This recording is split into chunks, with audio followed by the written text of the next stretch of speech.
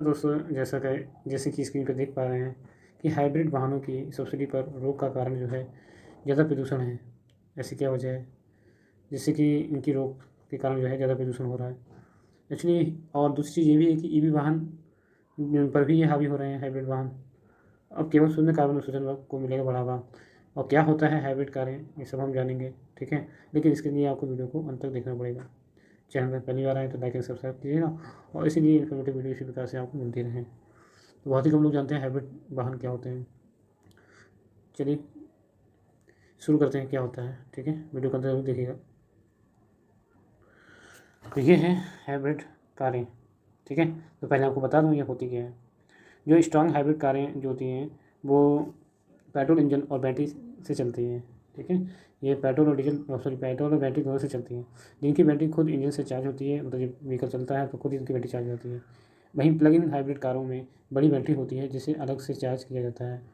इससे ये सीमित दूरी तक जो है पूरी तरह से इलेक्ट्रॉनिक मोड पर चलती हैं। और यही वजह थी कि हरियाणा, राजस्थान और दिल्ली, चंडीगढ़ ने हाइब्रिड जो है सेगमेंट की कारों पर केवल 25 से 50% सब्सिडी ही दी थी।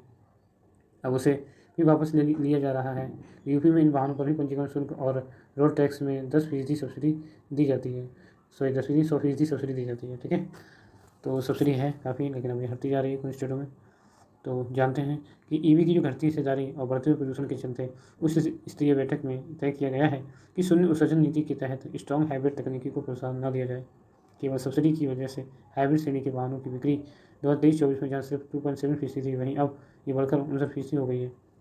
तो IIT रुड़की की रिपोर्ट में कहा गया है कि इलेक्ट्रॉनिक्स व्हीकल हाइब्रिड वाहनों की तुलना में बेहतर प्रदर्शन करते हैं, साथ ही 70% कम प्रदूषण फैलाते हैं। तो फिर ईवी का नुकसान हो रहा है। फिर 59% बाजार पर हाइब्रिड का कब्जा है, बहुत ज़्यादा कब्जा है। अब जानते हैं विस्तार से इस खबर को। तो हाइब्रिड वाहन उम्मीद से ज़्यादा प्रदूषण फैला रहे हैं, इसलिए सरकार ने हाइब्रिड वाहनों पर मिलने वाली सब्सिडी खत्म की है। ठीक है, वहीं सब्सिडी के चलते हाइब्रिड वाहनों 59% बाजार पर कब्जा कर लिया है।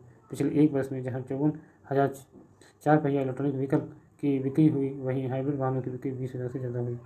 सूत्रों का कहना है कि नीति में हाइब्रिड वाहनों को शामिल करने का फैसला ही गलत था, जिसमें सुधार किया गया है। और इस फैसले से ईवी वाहनों की बिक्री को रफ्तार मिलेगी। प्रदेश सरकार शून्य कार्बन उत्सर्जन वाहनों को बढ़ावा देने के लिए इलेक्ट्रॉनिक व्हीकल ईवी पर सब्सिडी दे रही है। इस श्रेणी में हाइब्रिड वाहन भी हैं, लेकिन पिछले एक साल से कारों की बिक्री के आंकड़े हैरान करने वाले थे।